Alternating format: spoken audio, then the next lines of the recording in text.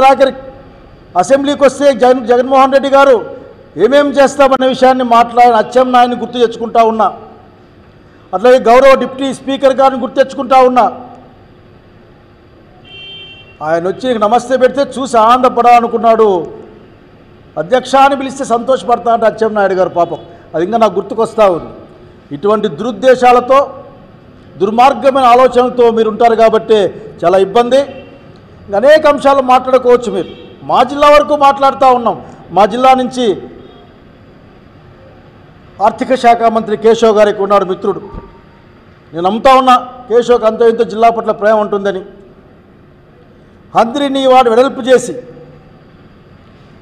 చెరువుకు నీళ్ళు అందే విధంగా ఈ సంవత్సరంలోనే పూర్తి చేయడానికి, ఎందుకంటే రాయలసీమ జిల్లాలో అత్యంతగా నీళ్ళు లేని జిల్లా అనంతపురం జిల్లా. హంద్రిని వాళ్ళు పెద్దగా ఎక్కువ నీళ్ళు తెచ్చుకుంటారు. రాజశేఖర రెడ్డి గారు చెప్పారు, నాకు బాగా గుర్తుంది. దీన్ని ఎంత ఎక్కువ మనం తోడుకుంటే అన్ని నీళ్ళు వస్తాయి అని. మీ ప్రభుత్వానికి గుర్తుండకపోయే అవకాశం ఉంది. ఎందుకంటే మీరు 5 టీఎంసీల తాగునీటి పథకం కింద హంద్రిని వాను 2 చోట్ల ఉరవకొండలో ఒక్కసారి, ఆత్మకూరు మండలంలో ఒక్కసారి శంకుస్థాపన చేశారు. బాబు గారు గుర్తు తెచ్చుకొని మీరు ఆఖరికి దాన్ని 50 టీఎంసీలు చేసాము ఆ రోజున రాజశేఖర రెడ్డి గారి యొక్క ఆలోచనతోనూ. వెంకటరామరెడ్డి గారు ఇట్లా ఆ రోజున్న మంత్రులందరూ కూడా ఆఖరికి రగన్న దివాకర్ ఇట్లా పెద్దలంతా ఆ రోజు ఈ రాష్ట్రం గురించి ఆలోచించి జిల్లా గురించి ఆలోచించారు. ఈరోజు మీరు ఆలోచించమని మీ అధినాయకుడిని ఒప్పించి హంద్రినీవా వెడల్పు చేసి అనంతపురం జిల్లాలో ఉన్న అన్ని చెరువులకు నీళ్ళు వచ్చే విధంగా నిధుల్ని విడుదల చేయమని కోరుతూ ఉన్నాం. అనేకసార్లు అడుగుతూ ఉన్నాం హెచ్ఎల్సీ ఆధునీకరణ చేయండి అని. మా సమయంలో మేము చెప్పాం 300 కోట్ల రూపాయలు ఇస్తాం మేము అని చెప్పాం. కనుక ఇప్పుడు పెరిగిన ఎస్టిమేట్లుంటే దాని ప్రకారం హంద్రినీవాతో పాటుగా హెచ్ఎల్సీని కూడా మోడర్నైజేషన్కి మీరు ముందుకు రావాలి. ఈ జిల్లాలో నీళ్లు తాగుతున్నారంటే బాగా గుర్తెచ్చుకుంటా ఉన్నా నేను. ఈ జిల్లాలో అనంతపురం, ధర్మవరం, అట్లాగే ఉరవకొండ ఈ ప్రాంతాలు మొత్తం నీళ్ళు తాగే పరిస్థితి అంటే చివరికి ఎక్కడి వరకు మడకసిర వరకు కూడా అది హెచ్ఎల్సీ నీళ్ళు తప్ప ఇంకోటి కాదని సంగతి గుర్తు చేస్తూ ఉన్నాం. ఈ జిల్లా తాగునీటిని తీర్చే ఒక వరప్రదాయని తుంగభద్ర నీళ్లు హెచ్ఎల్సీ ద్వారా దాని డబ్బులు తీసుకోమని కోరుతూ ఉన్నాం. అలాగే అనేకం పెండింగ్ ఉన్నాయి. ఇక్కడ బిల్డింగ్లు కట్టాలి మధ్యలో ఆగిపోయి ఉన్నాయి. మీ దయ మీరు అన్నీ ఆపేశారు. చాలా చక్కగా మాట్లాడతారు. అది ఆపే మీద ఎవరు ఆపన్నారు మిమ్మల్ని? ప్రభుత్వాలు కంటిన్యూస్గా నడుస్తాయని ఆలోచనే కదా.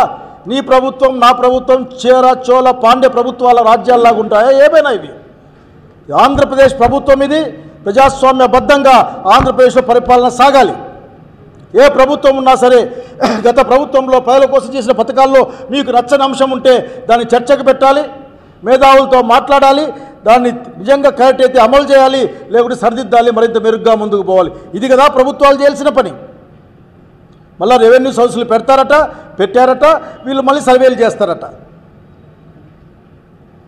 గత సర్వేకైనా ఖర్చు చంద్రబాబు నాయుడు గారు ఆయన మంత్రివర్గం కడతారని అడుగుతా ఉన్నా నేను ఆఖరికి. అప్పుడే మర్చిపోతే ఎట్లా? జగనన్న బొమ్మలు ఉన్నాయి, చంద్రబాబు నాయుడు గారి బొమ్మలు ఎన్ని చూసింటాం మనం? కనుక అటువంటి మాటలు మాట్లాడదని చెప్తా ఉన్నాను. ఈ జిల్లాకు న్యాయం జరగాలి. మీరు స్టార్టింగ్లోనే గవర్నర్ గారు మీరు బహుశా ముఖ్యమంత్రి గారు చెప్పి ఉంటారు, దాంట్లో డిప్యూటీ సీఎం పేరు అట్లాగే నరేంద్ర మోడీ గారి పేరు కూడా చెప్పారు. సంతోషం, మీరంతా కలిసి ఉండాలా. ఈ సమాజాన్ని దేశాన్ని ద్వేషంగాను ప్రజల్ని విడదీస్తూ మొత్తం పేదల్ని ఒక మూలకు నెట్టేసి బాగా డబ్బున్న వాళ్ళకు మాత్రమే పనిచేసే మీ యొక్క కూటమి ఒక లక్షణాన్ని కోల్పోకుండా మీరు కలిసి ఉండాల్సిన అవసరం ఉన్న ఈ కాలంలో మనం అడుగుతా ఉన్నా. మీ ప్రభుత్వమే మాటికి చొక్కా ఇప్పి జబ్బ చర్చి మాట్లాడతారు. ఎన్డీఏ ప్రభుత్వం డబుల్ ఇంజన్ ప్రభుత్వం అని. మరి మీ డబుల్ ఇంజన్తో ఆ డబుల్ మోటార్లు వేసి ఢిల్లీ నుంచి ఎన్ని డబ్బులు ఈ రాష్ట్రానికి తీసుకొచ్చారో చెప్పాలా. నిజంగా అనుకుంటే బాధేస్తుంది. వీళ్ళకి ఏమన్నా ఉందో లేదో అర్థం కాదు నాకు. అమరావతి గురించి మాట్లాడతారా మీరు? అప్పులు తెచ్చి కట్టుకునే ఇల్లులాగది. అప్పు మా నెత్తి మీద వేయాలి మీరు, మేం కట్టాలి మళ్ళా వాటిని. ఎవరితో మాట్లాడరు, హక్కున్న రాయలసీమతో మాట్లాడరు, ఆల్రెడీ అనౌన్స్ చేసిన ఉత్తరాంధ్రతో మాట్లాడరు.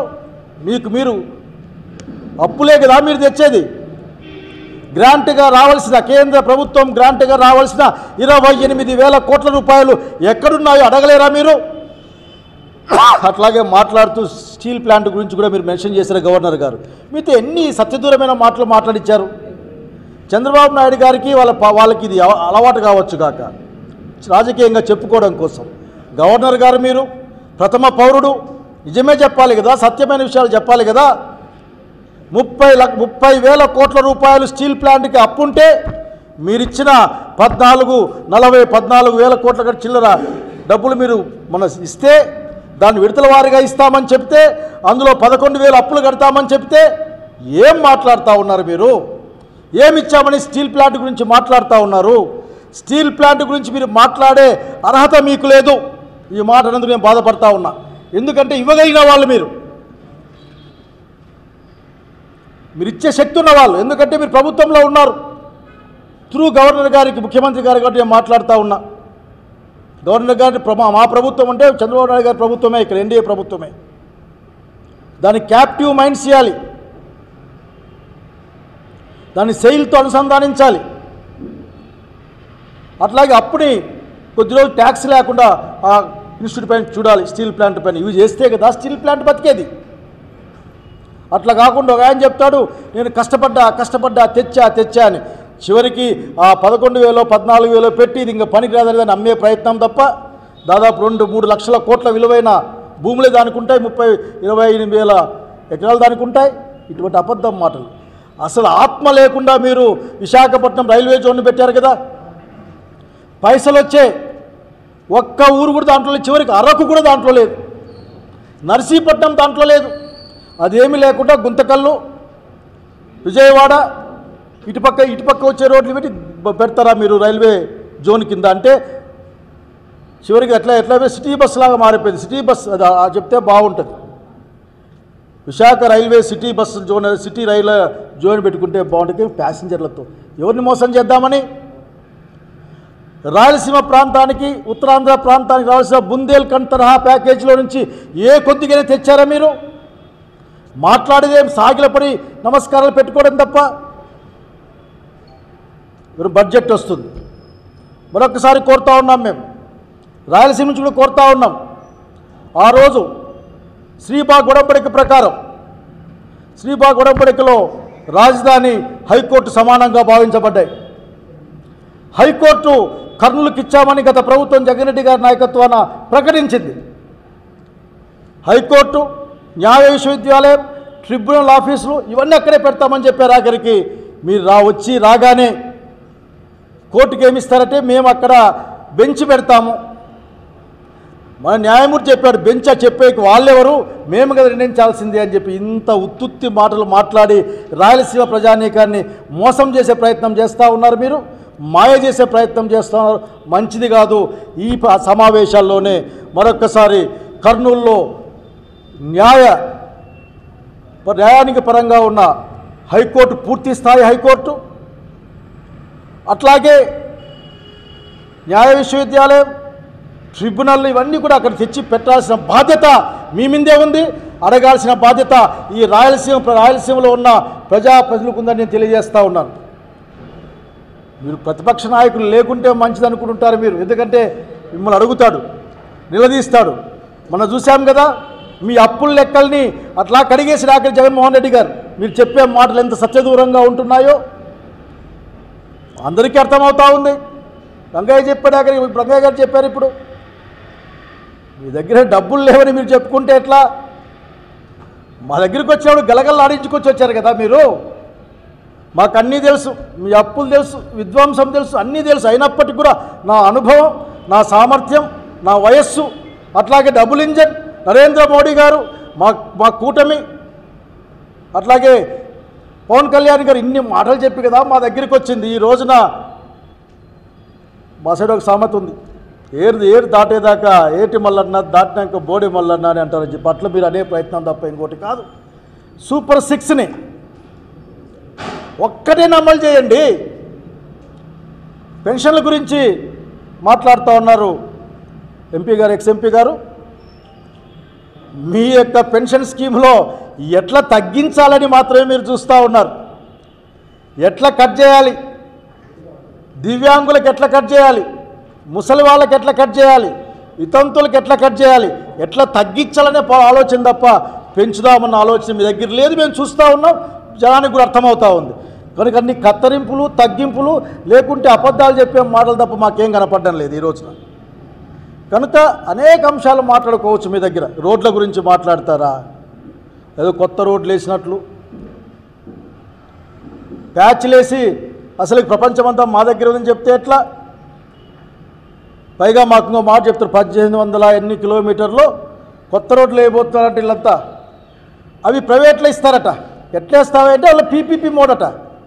పీపీపీ మోడ్లో రోడ్లు వేసిన తర్వాత దానికి టోల్ గేట్ పెడతారట. ఏమి దుర్మార్గం ఇది! బహుశా గార్లదిరి నుంచి పెనకచెర్ల పోవాలన్నా టోల్ కట్టి పోవాలే మేము, లేక అనంతపురం నుంచి నార్పలకు పోవాలన్నా టోల్ కట్టి పోవాల్సి వస్తుందేమో. చెప్పడానికి మీకుంటే ఉండొచ్చు, వినడానికి మాకు ఉండాలి. ఆఖరికి మొత్తం ప్రైవేట్ పరే. మొన్ననో నేను ప్రజాశక్తి అనుకుంటాను, జెన్కోని ప్రైవేటైజ్ చేసే ఆలోచన జరుగుతూ ఉంది అని. అటువంటి ఆలోచన మానేమని కోరుతా ఉన్నా. మీ పూర్వ ప్రభుత్వాలు ప్రజల ఆస్తుల్ని పెంచింది మీరు అప్పనంగా ప్రైవేట్ వాళ్ళకి అప్పగించడం కోసం కాదు. ఆయిల్ సీడ్స్ కార్పొరేషన్ అమ్ముతామని చెప్పారు మీరు. ప్రతి ఒక్కటి ఆ రోజున ఎవరికైనా సరే ప్రభుత్వ ఆస్తులు అంటే ప్రజల ఆస్తులే. ప్రజల ఆస్తులు పెంచడం అనేది ప్రభుత్వ ధర్మంగా ఉండాలని పెంచిన ఆస్తులు మిమ్మల్ని ప్రైవేటు వాళ్ళకి అప్పనంగా అప్పగించమని కాదన్న విషయాన్ని గుర్తు చేస్తూ ఉన్నాం. ఇక్కడ చూస్తూ ఊరుకునే సిద్ధంగా లేం. ఇంకా అనేక అంశాలు మీతో మాట్లాడేదిగా ఉంది. ఎందుకంటే శాసనం జరుగుతుంది, మీ యొక్క హావభావాలు చూస్తాం, మీరు చెప్పే మాటలు వింటాం. అసలుకి నవ్వాలో ఏడవాలో అర్థం కాని పరిస్థితి ఉంటుంది. అయినప్పటికీ ప్రజల కోసం జగన్మోహన్ రెడ్డి గారి నాయకత్వాన్ని రాష్ట్రంలో ఉన్న వైసీపీ శ్రేణులు మీ యొక్క సత్య దూరమైన, అంతేకాకుండా ప్రజలను మాయ చేసే మాటల విధానాలని ఎదుర్కొనే సిద్ధంగా ఉన్నామని తెలియజేస్తూ ఉన్నా. మరొక్కసారి చెప్తా ఉన్నా, నేను రాజకీయం అన్నది ప్రజల సంక్షేమం కోసం. రాజకీయాలంటే వ్యాపారం కాదు, పరిపాలన అంటే పగ ప్రతీకారాలు తీర్చుకోవడం కాని సంగతి గుర్తుపెట్టుకోవాలా. ఏ రాష్ట్రమైనా ఏ సమాజమైనా శాంతి భద్రతతో సఖ్యంగా ఉన్న రోజున, ఆరోగ్యంగా విద్యాపరంగా ఉన్న రోజున పెట్టుబడులు వస్తాయి, ఆరోగ్యకరమైన అలవాట్లు వస్తాయి. ఆ రాష్ట్రం ముందుకు పోతున్న విషయాన్ని గుర్తుపెట్టుకోమని గవర్నర్ లాంటి పెద్ద మనిషి చేత సత్యదూరమైన విషయాలు, మీరు చేయని విషయాలు, అసలుకి 200 యూనిట్లకి ఎస్సీ ఎస్టీలకి కరెంటు ఫ్రీగా ఇస్తున్నామని, అసలు ఎస్సీ ఎస్టీలకు కరెంటు ఫ్రీగా ఇచ్చిన విధానాలు ఇతరమని అనుకోవడంలే. ఎందుకంటే నాకు ఇప్పుడే గుర్తుంది, ఆ రోజుల్లో ఉచిత కరెంట్ ఇస్తే పైన బట్టలారేసుకుంటామని చెప్పిన రోజులు గుర్తుకొస్తున్నాయి నాకు. కాబట్టి మీరు చేయనివి, మీవి కానివి, మంచివేనివన్నీ మీ అకౌంట్లో వేసుకునే ప్రయత్నాన్ని ప్రజలు గమనిస్తూ ఉన్నారు. పరిపాలన చేయమని, ప్రతిపక్షం లేకుండా అసెంబ్లీ నడిపించడం అంటే శాసనసభ నాయకునికి అది అవమానమని, అతనికి నిజంగానే శాసనసభని సమీకృతంగా నడిపించడానికి అతనికి ఉన్న శక్తి సామర్థ్యాలు లేవని ప్రజలు భావిస్తారు. కాబట్టి మరొక్కసారి